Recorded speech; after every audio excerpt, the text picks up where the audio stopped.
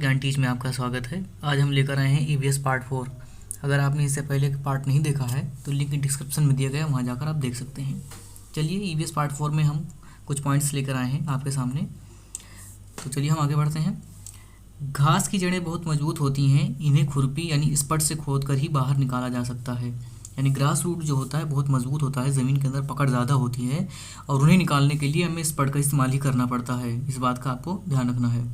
अगला पॉइंट है, the grass plant is spread more inside the ground then it is above the ground. जो grass plant है वो उसकी जो फैलाव है जड़ों की या उसके अंदर ज़मीन की पकड़ है वो कहीं ज़्यादा होती है इन कंपेरिजन किसके, जितना पार्ट ज़मीन के सरफेस पर होता है। इस बात को आपको ध्यान रखना है। तो आगे अगला पॉइंट है, banyan tree. What like the hanging branches are actually the roots of the tree.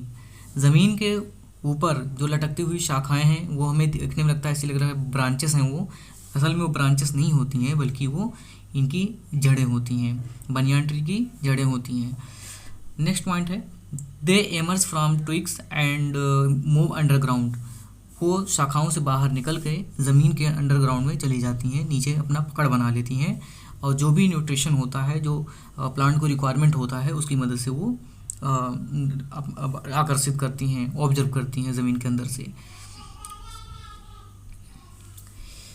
The root support the tree like strong pillars. ये जो जड़ें हैं, जड़ें मजबूत खंभों की तरह पेड़ को सहारा देती हैं। बिल्कुल जो ब्रांचेस से निकलते हुए जो रूट्स हैं ये ज़मीन के अंदर जा करके एक सॉलिड एक तरीके से अच्छा पकड़ जो है मजबूत बनाती हैं ज़मीन पेड़ के लिए। तो इसी तरीके से और ज़्यादा बेहतर हो जाता है। ये बनियान ट्री है। बनियान ट्री आप देख सकते हैं, ये कुछ ही तरीके से होता है। ये जो ब्रांचेस हैं, ब्रांचेस हमें ऐसा लग रहा है कि ब्रांच हैं, लेकिन ये ब्रांच नहीं हैं बल्कि ये क्या है, ब्रांचेस से निकली हुई रूट्स हैं जो ज़मीन के अंदर जाकर मिल जाती हैं और यहाँ से जो भी न्यूट्रिशन होता है एक प्लांट के लिए रिक्वायरमेंट होता है और यहाँ से वो ऑब्जर्व करके स्टेम तक वो ले जाती हैं। तो इस बात को आपको ध्यान रखना है, ये ब्रांचेस नहीं बल्कि ये रूट्स हैं। अगला पॉइंट्स है, ओक ट्री यानी रेगिस्तानी ओक पेड़। ओक ट्री क्या है, the desert oak tree is found in the desert of Australia, is 11 to 12 feet in height and has very short leaves. ध्यान देना है आपको, इससे पहले एग्जाम में ये क्वेश्चन आ चुका है कि ओक ट्री कहाँ पाया जाता है, ऑस्ट्रेलिया में पाया जाता है। रेगिस्तानी ओक पेड़ ऑस्ट्रेलिया के रेगिस्तान में पाया जाता है। इसकी ऊंचाई 11 से 12 फीट होती है और पत्तियां बहुत ही कम होती हैं। इस बात का आपको ध्यान रखना है कि ये ऑस्ट्रेलिया के डेजर्ट में पाया जाता है। इसकी हाइट जो है 11 से 12 फीट होती है। एग्जाम में ऐसे ऑप्शन में आ सकता है, आपको स्टेटमेंट बना के दे सकते हैं कि विच इसमें से स्टेटमेंट में से कौन सा जो है ऑड है या इसमें से कौन सा स्टेटमेंट सही नहीं है, तो इसी में से आपको दिया जाएगा। तो इसमें से एक पॉइंट आपको याद रखना है। अगला पॉइंट है, the roots of this desert oak tree go up to depth of 200 to 300 feet until they reach the water. तो इस रेगिस्तानी ओक पेड़ की जड़ें 200 से 300 फीट की गहराई तक जाती हैं जब तक कि वे पानी तक न पहुंच जाएं। तो कितने फीट तक जाती हैं, लगभग 200 से 300 फीट तक गहराई तक इसकी जो रूट्स हैं, जड़ें हैं, वो जाती हैं जब तक इनको पानी नहीं मिल जाता। इस बात को आपको ध्यान रखना है। अगला पॉइंट है, desert oak tree trunk keeps storing water whenever there is a scarcity of water in this area.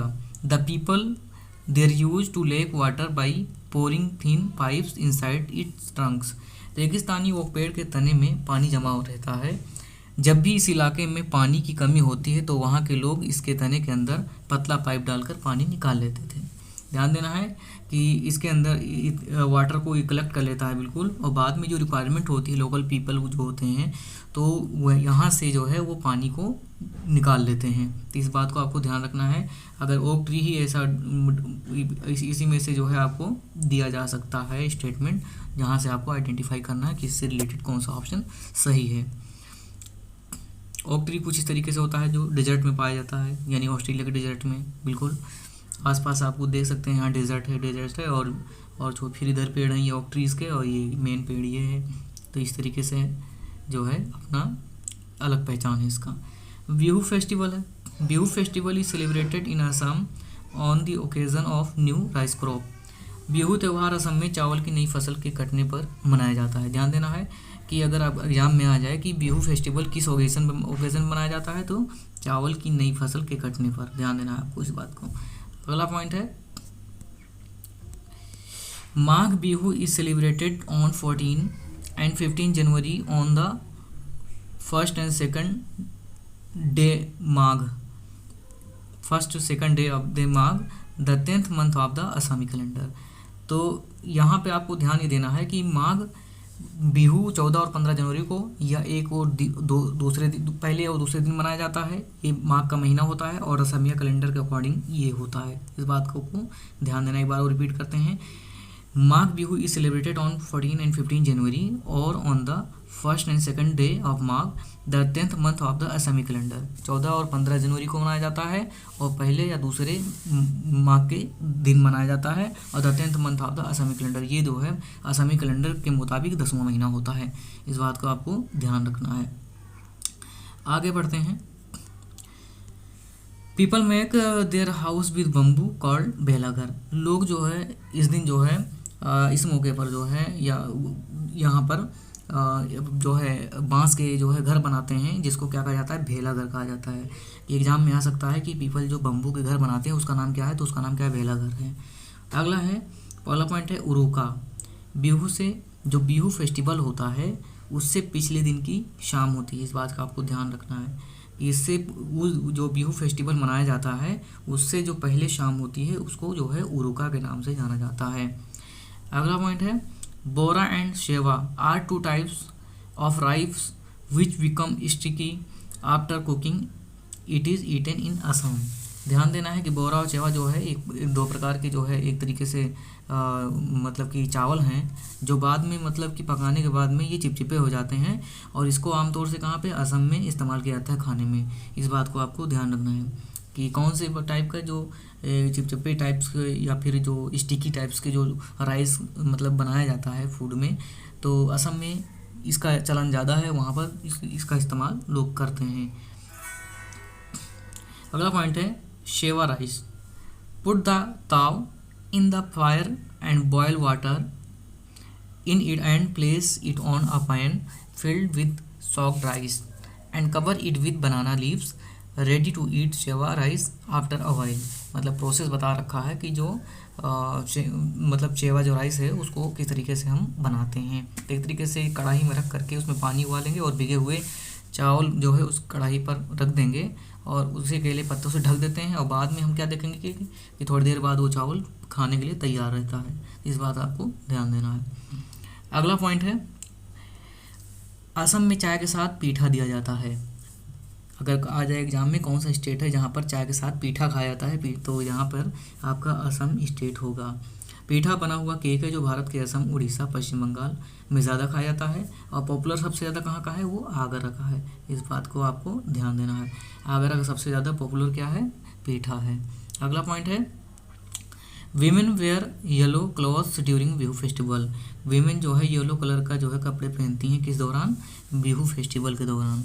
अगर एग्जाम में आ जाए कौन से कलर की जो है क्लॉथ्स को पहनती हैं औरतें वहाँ पर, तो वो येलो कलर का, पीले रंग का। अगला पॉइंट है भात सुक्तो चावल और रसे वाली सब्जी होती है। ध्यान देना है। भात सुक्तो अगर आ जाए, ये जो वर्ड है भात सुक्तो, इससे मतलब क्या है, एक तरीके से चावल, राइस और रसे वाली दार सब्जी का नाम है ये।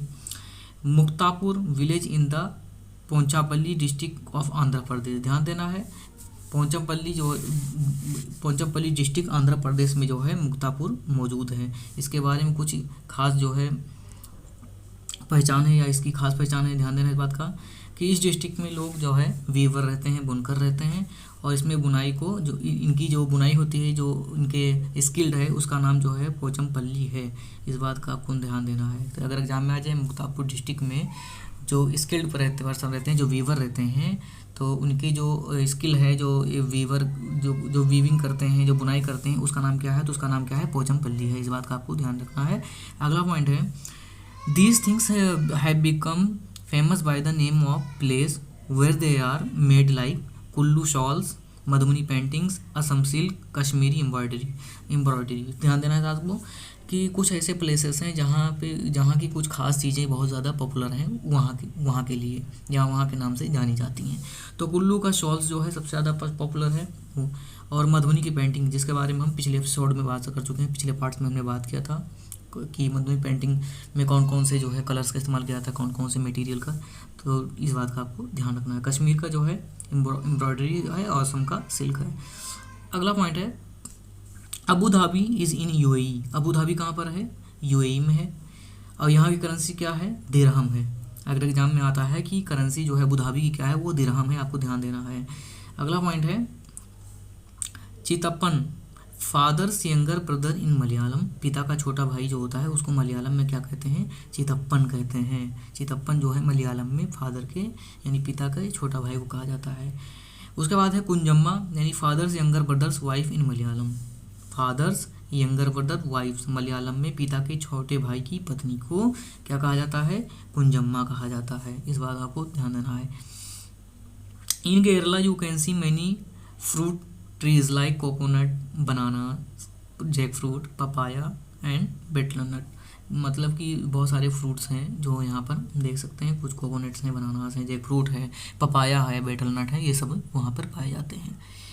अगला पॉइंट है केरल मसालों का बगीचा कहा जाता है। स्पाइस गार्डन के नाम से जो है केरल बहुत ज़्यादा पॉपुलर है। अगर आ जाए कि जो कौन सा स्टेट ऐसा है कि वो जो है स्पाइस गार्डन के नाम जाना जाता है, आपका केरला है। अगला पॉइंट है the only trees which grows in desert is date palm. मतलब कि कौन सा ऐसा ट्री है जो है रेगिस्तान के मैदान में उगता है, वहाँ पर तैयार होता है, तो डेट पाम का ट्री है। इस बात का आपको ध्यान है। You can find various spices in Kerala like tejpatta, cardamom and black pepper. Kerala में हमें बहुत सारे मसाले मिल सकते हैं, तेज़पत्ता, इलायची, काला मिर्च, ये सब जो है हमें वहाँ पर मिल जाता है। उसके बाद अगला पॉइंट है garam masala is made of small and big cardamom, clove, cumin seeds, ज़ीरा जिसको बोलते हैं, और सिनेमम और ब्लैक पेपर, ड्राई जिंजर। तो इसी तरीके से हम देख सकते हैं कि जो बिग कार्डमम हो गया, क्लोव कोमिन हो गया यानी कि बड़ी इलायची, लौंग, ज़ीरा और इलायची और दालचीनी, काली मिर्च, सौंठ, ये सब जो है हमें जो है एक तरीके से गरम मसाले में हम इसका इस्तेमाल करते हैं जब भी हमें कुछ बनाना होता है। अगला पॉइंट है this is the story of lieutenant commander Waheeda Prism who is the doctor in the navy, Indian navy. She is the first women in lead to parade. मतलब वो पहली महिला हैं जो परेड को जो है संबोधित करती हैं, वो वहीदा प्रिज्म है। इस बात का आपको ध्यान देना है। सी इज़ फ्रॉम धन्ना मंडी गाँव, वो धन्ना मंडी गाँव से बिलोंग करती हैं। वो जो राजौरी में मौजूद है, कहाँ पर? जम्मू कश्मीर में। अगर एग्जाम में आ जाए कि वहीदा जो कमांडर वहीदा जो हैं वो उनका कहाँ से ताल्लुक़ है, तो आपको ध्यान रखना है वो राजौरी जम्मू कश्मीर से है। जब परेड होती है तो पीछे 4 टुकड़ियाँ चलती हैं। जब परेड होती है तो कितनी टुकड़ियाँ पीछे चलती हैं? 4 चलती हैं। और पूरी परेड में कितने जो है इंस्ट्रक्शंस होते हैं? वो 36 इंस्ट्रक्शन होते हैं। इस बात का आपको ध्यान देना है। ठीक है, तो यहाँ तक आपका जो मेन पॉइंट था इस पार्ट में हमने लाया। नेक्स्ट पार्ट में हम कुछ और लेकर आएंगे और एनसीईआरटी बुक से होगा। ठीक है, थैंक यू, धन्यवाद।